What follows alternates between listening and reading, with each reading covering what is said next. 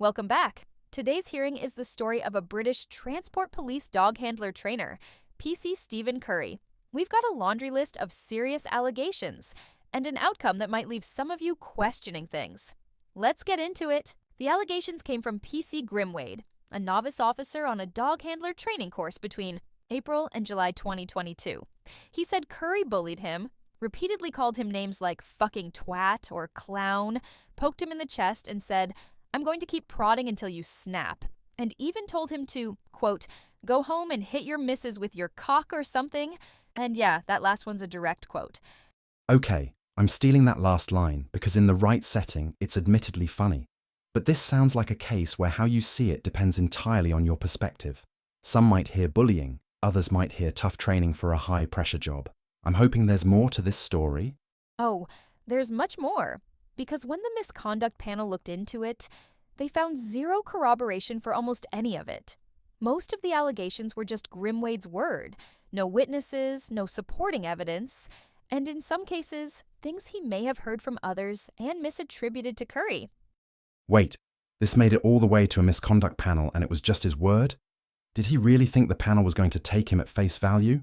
Where's the proof? Well, here's where it gets interesting. Turns out Grimwade was really struggling on the course. Other instructors said he wasn't taking feedback, ignored directions, and was likely to fail. And get this? The panel found that Curry was actually the one fighting to keep him in. He gave him second chances, advocated for extra support. In their words, if it wasn't for Curry, Grimwade would have failed the course. What in the backstabbing little shh? So let me get this straight. The guy was on the verge of failing. Curry believed in him, pushed him, helped him get through. And because it was tough love, Grimwade dragged him into a misconduct hearing. I'm sorry, but that's beyond messed up. We can debate whether Curry's tone was too harsh, but turning around and accusing the one guy who backed you, that's just low. And it gets worse. Grimwade didn't report any of this during the course. He waited months until another officer raised a totally unrelated grievance, then added these claims into the mix. The panel said it felt more like an insurance policy, a complaint he could fall back on if things went badly later. That's sketchy. Especially coming from a serving officer. I mean, Jesus, I'm beginning to believe there actually is more honor among thieves. But credit to the panel for spotting that and calling it out. Right. And they didn't hold back. They said Grimwade saw Curry through what they called a prism of dislike. He clashed with Curry's no-nonsense style, preferred another instructor who used humor, and when he couldn't handle the pressure, he projected it all onto Curry. Honestly, that changes everything for me.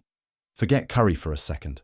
Fine, maybe have a word with him if people think he came on too strong.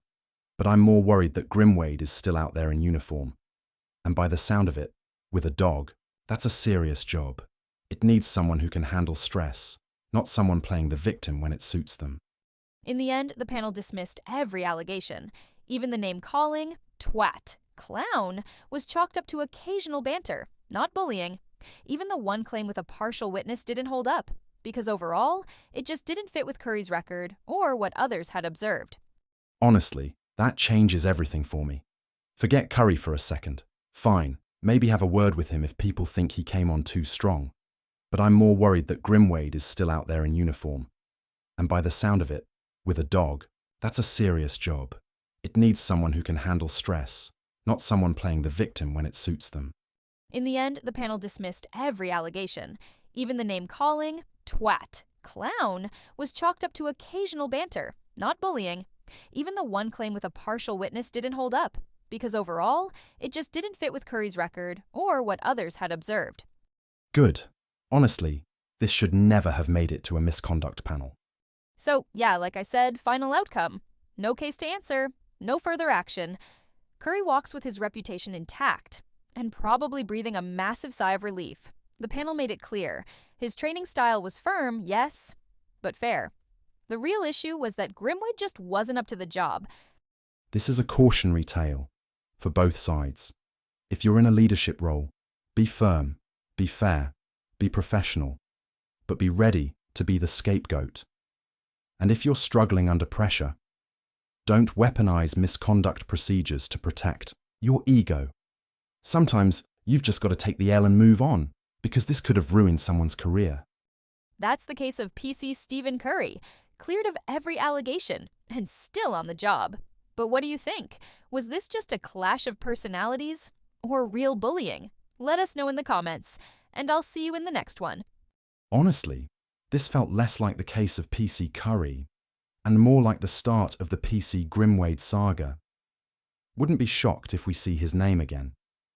Because accountability cuts both ways, not just for the accused, but for the ones making accusations too. And with that kind of attitude, he's going to be in front of the panel for his own hearing pretty soon. But until then, thanks for watching. Be sure to subscribe for more updates. Stay informed, stay aware, and remember, accountability matters.